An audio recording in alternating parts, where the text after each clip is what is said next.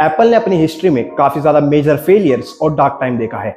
आज के इस वीडियो हम डिस्कस करेंगे उन्हीं डार्क टाइम्स को और उन्हीं डार्क बातों को और जानेंगे कैसे अगर झूठ, साफ सफाई और ढंग से बोला जाए तो $1 ट्रिलियन कंपनी बन सकती है। आइए जानते हैं क्या है एप्पल और क्या है उसके काले सच।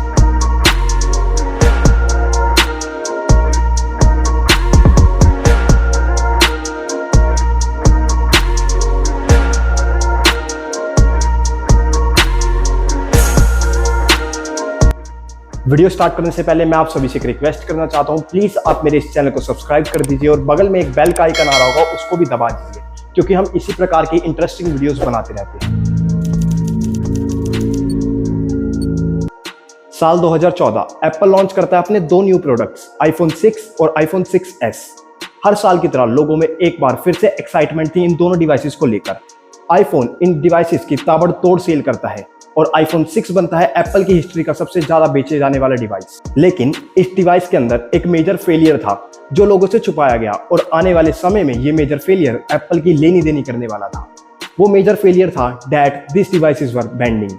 इनके वॉल्यूम बटन के पास एक वीक पॉइंट डिटेक्ट किया गया और अगर उधर हल्का सा भी प्रेशर डाला जाता था तो ये फोन बेंड हो जाता था। ये बात लोगों को अभी पता नहीं थी, लेकिन कुछ दिनों बाद एक टेक यूट्यूबर अनबॉक्स थेरेपी ने अपनी वीडियो लॉन्च करी और उसके अंदर एप्पल की लेनी देनी कर दी। एप्पल का पूरा हेडक्वार्टर हिल गया था क्योंकि उनकी सच्चाई लोगों के सामने आ चुकी थी। उस वीडियो को 3 से 4 दिन में ही 35 मिलियन से ज्यादा व्यूज मिले। शुरू में एप्पल ने इस बात को घुमा दिया और एक रिपोर्ट जारी करी जिसमें कहा कि ऐसा सिर्फ 9 लोगों के साथ ही हुआ है, तो ये कोई मेजर या फिर कोई बड़ी प्रॉब्लम नहीं है। और उसके बाद एप्पल ने कुछ ऐसा करा जैसे एक चोर चोरी करने के बाद करता है, अपने सभी सबूत मिटा दिए। एप्पल ने मीडिया को कहकर इस वीडियो को दबवा दिया और ऐसा करना एप्पल के लिए कोई बड़ी बात नहीं थी, क्योंकि एप्पल ऑलमोस्ट सभी टेक मीडिया उसको अपनी जेब में रखकर घूमता है। इवन एप्पल ने कुछ न्यूज आउटलेट्स को अपनी टेस्टिंग लैब में बुलाया और उनको दिखाया कि हमारी टेस्टिंग कितनी प्रॉपर है। लेकिन इनकी टेस्टिंग में एक गलती यह थी कि वे फोर्स को गलत जगह लगा रहे थे, ना कि उस पॉइंट पर जहां से फोन सबसे इजीली बेंड हो जाता था। इसके बाद सभी न्यूज मीडिया ने अनबॉक्स थेरेपी की वीडियो को फेक घोषित कर दिया। कुछ समय तक एप्पल ये ड्रामा कर बच गया, लेकिन एक ना एक दिन सच्चाई बाहर आनी ही थी और ऐसा ही हुआ 2018 में। जब एप्पल इसके खिलाफ कोर्ट में केस लड़ रहा था तो गलती से उनका एक इंटरनल डॉक्यूमेंट बाहर आ जाता है और उसके अंदर ये लिखा था कि एप्पल को फोन के लॉन्च होने से पहले ही पता था कि जो आईफोन 6 है वो 3.3 टाइम लेस स्ट्रॉन्गर है आईफोन 5s के और 7.2 टाइम 6s लेस स्ट्रॉन्गर है 5s की। और यह सब पता होने के बावजूद भी एप्पल अपने झूठ पर खड़ा रहता है और ये कहता है कि हमारी प्रोडक्शन यूनिट में कुछ भी कमी नहीं थी और एप्पल ने चुपचाप इस प्रॉब्लम को अपनी मैन्युफैक्चरिंग यूनिट में चेंज कर काइंड ऑफ सॉल्व कर ही दिया था। चलो, अब रहा ये तो एक किस्सा, अब जानते हैं दूसरे किस्से के बारे में।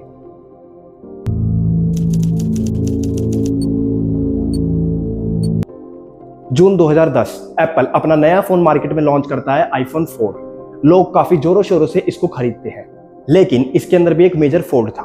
लोगों ने अपने फोन के खरीदने के कुछ घंटों बाद ही एक चीज नोटिस करी कि उनका फोन नेटवर्क लूज कर रहा है और कॉल्स काफी ज्यादा ड्रॉप हो रही है। और सबसे ज्यादा चौंकाने वाली बात तो ये थी, ऐसा जब हो रहा था जब वो अपने फोन को लेफ्ट हैंड में होल्ड कर रहे थे। अब इसमें प्रॉब्लम ये थी कि जब लोग उसको होल्ड करते थे तो उसकी लोअर नोच ब्लॉक हो जाती थी, जिसकी वजह से एंटीना सिग्नल इश्यू क्रिएट कर रहा था। अगर एप्पल इस प्रॉब्लम को मान लेता तो इतना बड़ा पंगा होता ही नहीं, लेकिन एप्पल बीइंग एप्पल और स्टीव जॉब्स ने लोगों से कहा all phones have sensitive areas, just avoid holding it in a wrong way. इसका मतलब एप्पल का ये कहना था कि लोग इस फोन को गलत तरीके से पकड़ रहे थे। कुछ समय बाद एप्पल काइंड ऑफ अपनी इस गलती को मानता है और ये सफाई देकर कह देता है कि हम इस प्रॉब्लम को अपडेट में सॉल्व कर देंगे, लेकिन कभी ऐसा हुआ ही नहीं। तो लोगों ने आईफोन को रिकमेंड करना लगभग बंद ही कर दिया। इसके कुछ समय बाद रिपोर्ट में यह पता चलता है कि स्टीव जॉब्स को इस प्रॉब्लम के बारे में एंटीना डिजाइनर ने मैन्युफैक्चरिंग के टाइम पर ही बता दिया था। स्टीव जॉब अपने इस फोन के डिजाइन में कुछ चेंजेस नहीं करना चाहते थे, तो इसलिए वे अपने फैसले पर कायम रहते हैं और इस मेजर प्रॉब्लम के बावजूद भी फोन को मार्केट में लॉन्च कर दिया जाता है। इसके बाद यह भी रिवील होता है कि अगर हम इस पे केस लगाते हैं तो काइंड ऑफ इस प्रॉब्लम से छुटकारा मिल सकता है। और ये एप्पल की सबसे बड़ी गलती थी।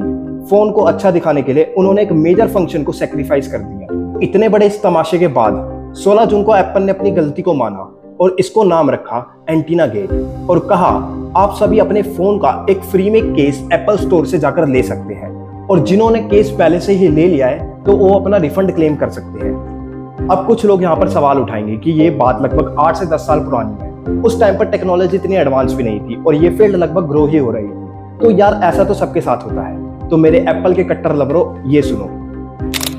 2020 13 अक्टूबर आईफोन 12 लॉन्च होता है। इस बात को आज लगभग 3 साल होने को आए। हाल ही में एक रिसर्च हुई ANFR द्वारा, ये पाया गया कि और फोनों के मुकाबले आईफोन 12 ज्यादा रेडिएशन रिलीज कर रहा है और इसका SAR यानी स्पेसिफिक एब्जॉर्प्शन रेट और फोनों से ज्यादा है, जिसकी वजह से फ्रांस ने इस पर कंप्लीट बैन लगा दिया है। अब SAR ये भी दर्शाता है कि आपकी बॉडी कितना रेडिएशन एब्जॉर्ब कर रही है। और अगर एप्पल इस प्रॉब्लम को सॉल्व नहीं करता है तो आने वाले समय में यूरोप के साथ साथ काफी सारे देश आईफोन 12 पर कंप्लीट बैन लगा देंगे और आने वाले टाइम में शायद ऐसा हो कि आईफोन 12 आपको मार्केट में कहीं भी देखने को मिले ही ना। चलो इसको भी छोड़ो, हाल ही में रिलीज हुए आईफोन 15 लाइनअप में भी काफी ज्यादा प्रॉब्लम्स और बग्स देखने के लिए मिले हैं। आईफोन 15 प्रो और प्रो मैक्स की टाइटेनियम बॉडी होने के कारण इसके अंदर काफी ज्यादा प्रॉब्लम आ रही है। कुछ यूजर ने यह भी रिपोर्ट किया कि उनके जो आईफोन के कलर हैं वो टाइटेनियम होने की वजह से जल्दी उड़ रहे हैं और कुछ लोगों के जो फिंगरप्रिंट है वो टाइटेनियम बॉडी पे लगने के बाद काफी ज्यादा भद्दे नजर आ रहे हैं। दूसरा, A17 बायोनिक चिपसेट होने की वजह से, जो कि एप्पल का ये कहना है कि दुनिया का सबसे ज्यादा फास्ट चिपसेट है, उसकी वजह से ये फोन काफी ज्यादा हीट कर रहा है। और काफी सारे यूजर्स ने ये भी रिपोर्ट किया है कि गेम खेलते वक्त इस फोन का टेम्परेचर 48 डिग्री सेल्सियस तक भी चला गया है, जो कि वाकई में एक फोन चलाने के लिए काफी ज्यादा होता है।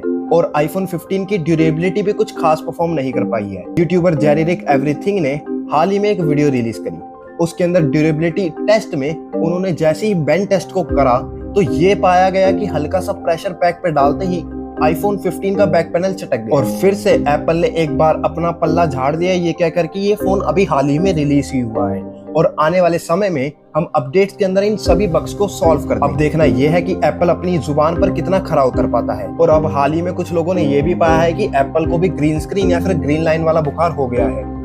अब आपके मन में ये डाउट जरूर आ रहा होगा, एप्पल के अंदर इतनी सारी कमी होने के बावजूद भी ये इंडियन मार्केट या फिर वर्ल्ड मार्केट को लगभग कैसे डोमिनेट कर रहा है। चलिए जानते हैं इसके बारे में भी। अब इसको समझाने से पहले मैं आपको सबसे पहले इंडियन मार्केट की सेल को समझाता हूँ। साल 2015 में एप्पल ने लगभग 18 लाख आईफोन्स इंडिया में सेल करे। 2016 में यह आंकड़ा बढ़कर 25 लाख तक पहुंच गया। 2017 में यह आंकड़ा 35 लाख पर गया। एप्पल को पता लग गया था कि इंडिया भी एक ग्रोइंग मार्केट बन रहा है, तो इसके चलते 2017 में आईफोन X लॉन्च किया गया, जिसका प्राइस इंडिया में 1 लाख रुपए रखा गया। ये इंडिया का पहला ऐसा फोन था जिसने 1 लाख के मार्कअप को टच किया था। और 2018 में ये सेल गिरकर महज 16 लाख आईफोन्स पर सिमट गई। अब एप्पल को पता लग गया था कि इंडियन मार्केट को कैप्चर करना कोई आसान बात नहीं। अब एज अ इंडियन हम वैल्यू फॉर मनी पर ज्यादा विश्वास रखते हैं। एक एग्जाम्पल के लिए, एक चीज 80,000 की है, अगर वही सेम चीज हमें 10,000 रुपए में मिलती है तो हम उसको हंसते हंसते खरीद लेंगे। लेकिन वह 10,000 वाली चीज अगर हमें बढ़कर 50,000 रुपए में मिले तो जाहिर सी बात है इंडियन मार्केट उसको अलविदा कह ही देगी।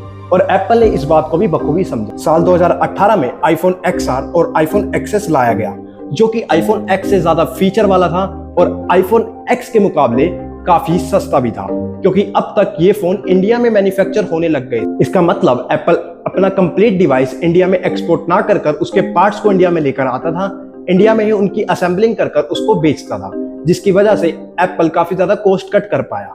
और अब तक एप्पल एक लग्जरी गुड्स के अंदर भी आने लगा था। ये भी एप्पल की सक्सेस के अंदर एक मेजर रोल निभाता है, यानी लोग इसको एज अ स्टेटस बिल्ड करने के लिए भी खरीदने लगे। इसके आने वाले कुछ सालों बाद आईफोन ने अपना 11 और आईफोन 12 लॉन्च कर, और इसी के साथ एप्पल ने इंट्रोड्यूस करे अपने एक्सचेंज ऑफर्स। अभी तक ये एक्सचेंज ऑफर्स इंडिया के बाहर तक ही सीमित थे और एप्पल ही एक ऐसी कंपनी थी जिसने इस ऑफर को इंडिया में इंट्रोड्यूस करा था। तो इसी के चलते इंडिया में इसकी सेल काफी ज्यादा इंक्रीमेंट हुई और अब तक एप्पल भी एक स्ट्रेटेजी को समझ गया था कि हम इंडियन सेल में काफी ज्यादा विश्वास रखते हैं, और ऐसा ही हुआ। एप्पल ने अपने फोन्स को सेल में लाना शुरू कर दिया और अब Amazon और फ्लिपकार्ट पे चल रही सेल भी इनको काफी ज्यादा बूस्ट देने वाली है। और इसके बाद एप्पल ने उस ऊंचाइयों को छुआ कि वर्ल्ड का 4th सबसे बड़ा लार्जेस्ट एप्पल का यूजर इंडिया, और ये आंकड़ा लगातार बढ़ता जा रहा है। एप्पल ने अपने 2 स्टोर इंडिया में खोल दिए हैं, जिसके बाद इनकी सेल में काफी ज्यादा इंक्रीमेंट भी देखा जा रहा है। तो आज के लिए नमस्कार, आज की वीडियो में इतना ही। आशा है आप सभी को मेरी ये वीडियो पसंद आई होगी। आई हो तो आप हमारा मनोबल बढ़ा सकते हैं हमारे इस चैनल को सब्सक्राइब कर लाइक, शेयर और कमेंट कर। आपसे विदा लेने का समय आ गया है। मिलते हैं एक और नई वीडियो में।